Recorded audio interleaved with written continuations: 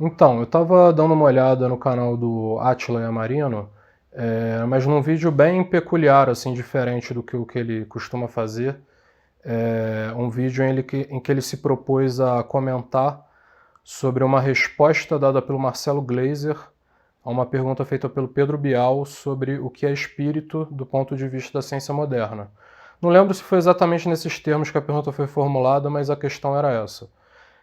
E aí o Átila começou a, digamos assim, apresentar o seu ponto de vista a respeito dessa questão.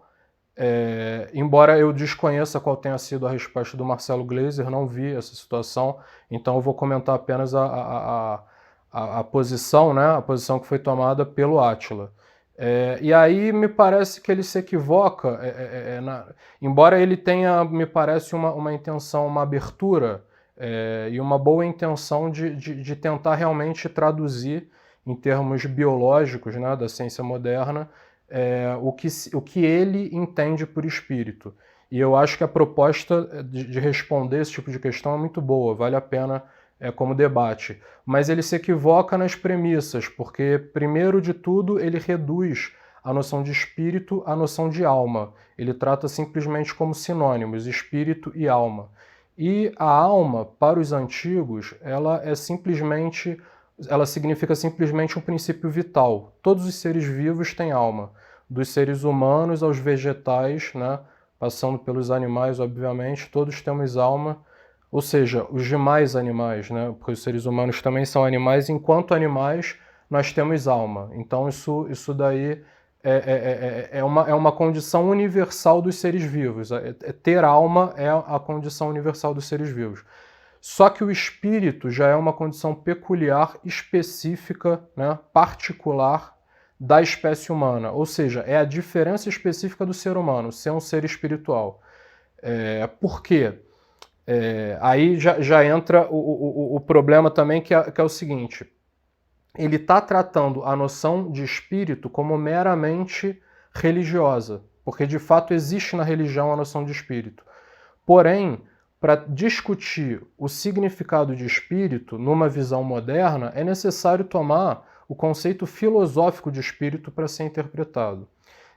Então, ele, na medida em que ele reduz o conceito de espírito à noção de alma, né, reduz de fato, porque são níveis diferentes. Então, quando ele rebaixa o espírito à alma e rebaixa a noção, a pura ideia, a pura representação, a pura concepção religiosa, e não como conceito filosófico, ele já distorceu, né, o próprio conceito. Então, ele não está, na verdade, traduzindo ou dando uma nova interpretação. Ele está falando de outra coisa, que não é o espírito, né? Porque do ponto de vista da biologia, traduzir alma seria muito simples, porque a biologia estuda a vida, né? Os seres vivos, o que é propriamente a vida, né? Isso faz parte do estudo da biologia. Então, quando você fala de princípio vital, que é o significado que a alma tinha, independentemente de se considerava imaterial ou material, esse princípio vital, independentemente disso, mas é facilmente traduzível por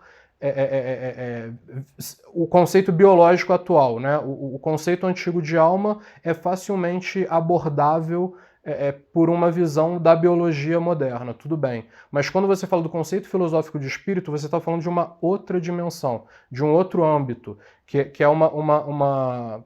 E aí eu deveria citar o padre Vaz, né, o padre Henrique Vaz, que tem na sua antropologia filosófica, ou seja, uma abordagem filosófica do conceito. Na antropologia filosófica do padre Henrique Vaz se encontra definido o que é o espírito na tradição filosófica. Então, nessa tradição que desenvolveu o conceito de espírito, o espírito envolve 4 aspectos fundamentais. Esses aspectos são, primeiramente, o aspecto de princípio vital. O espírito também é princípio vital, porém, é um princípio vital propriamente humano, no sentido de que nós temos uma dinâmica na vida de organização. Nós organizamos a vida. Esse princípio organizador vital é o espírito, isso também faz parte da nossa natureza espiritual. Em segundo lugar, o intelecto, né? O intelecto, que significa que o homem não conhece a realidade, o homem não tem um impulso, um apetite, um interesse por conhecer a realidade apenas por necessidades básicas vitais. Ou seja, não é apenas por adaptação ou por predação, né, para caçar, ou para se proteger, ou para procriar. Ou seja, o interesse do ser humano por conhecer a realidade, por conhecer o universo, vai muito além das nossas necessidades básicas biológicas como animais que nós somos. Mas o tipo de conhecimento teórico, especulativo e, como diz o termo intelecto, a visão em profundidade, não é um conhecimento meramente empírico, mas é em profundidade, é especulativo, é teorizante. Esse tipo de conhecimento também apresenta, manifesta a natureza espiritual da espécie humana. Ainda dentro desses aspectos fundamentais do espírito, o logos, né? A racionalidade, ou seja, o fato de que nós somos seres racionais e que nós conhecemos racionalmente a realidade significa que nós temos essa condição espiritual, porque é algo que transcende apenas o ser humano, ou seja, essa racionalidade não é uma condição apenas psicológica do ser humano, da espécie humana. É uma racionalidade própria do universo. O universo é racional e, na medida que nós também temos logos, nós conhecemos o universo racionalmente. E, além disso, essa racionalidade nos permite escolher, né, no sentido não apenas do conhecimento teórico, mas da ação, da prática, nos permite escolher segundo critérios, segundo princípios e não segundo apenas os nossos impulsos imediatos. Então, você escolher pelo bem ou escolher pela justiça, você se orientar por princípios, também é um dado do ser racional que o ser humano é. Além disso, também, na nossa linguagem está essa racionalidade. Então, através da formulação da nossa linguagem, da nossa verbalização, a gente também manifesta o que nós somos espiritualmente, seja no sentido dos valores, das concepções que nós temos, dos princípios que nos orientam, assim como as referências que nós temos, tudo isso está na nossa linguagem, tudo isso se expressa na nossa linguagem, e essa linguagem traz, né, à tona, explicita toda essa fonte espiritual que orienta a nossa compreensão da realidade e o nosso comportamento nessa realidade, o sentido que as coisas têm para nós. Isso aparece na nossa linguagem. Então a nossa linguagem também faz parte desses componentes espirituais mais diretamente ligado à noção do logos.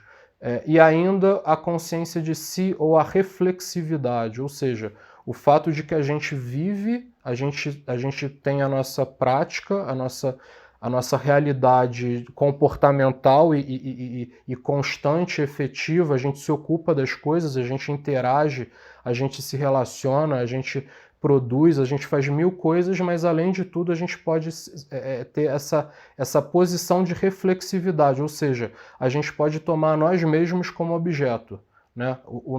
A nossa realidade e o nosso interior, inclusive, a nossa consciência, o nosso conhecimento, a nossa prática, tudo isso pode se voltar reflexivamente como objeto, né, da nossa preocupação, da nossa meditação, do nosso conhecimento.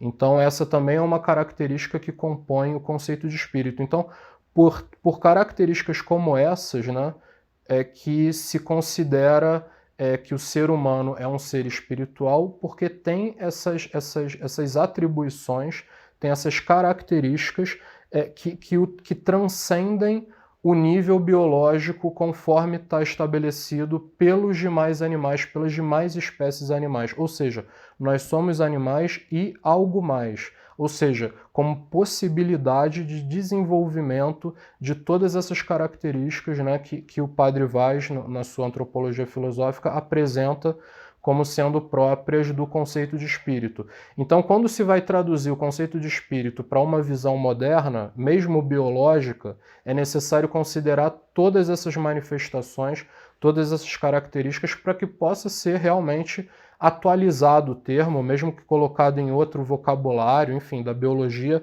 mas sem considerar todos esses aspectos, essa multiplicidade de características que definem o que é o espírito, não tem como simplesmente apelar a uma noção religiosa de alma e achar que está resolvendo ou traduzindo adequadamente o conceito de espírito, pois assim não há como.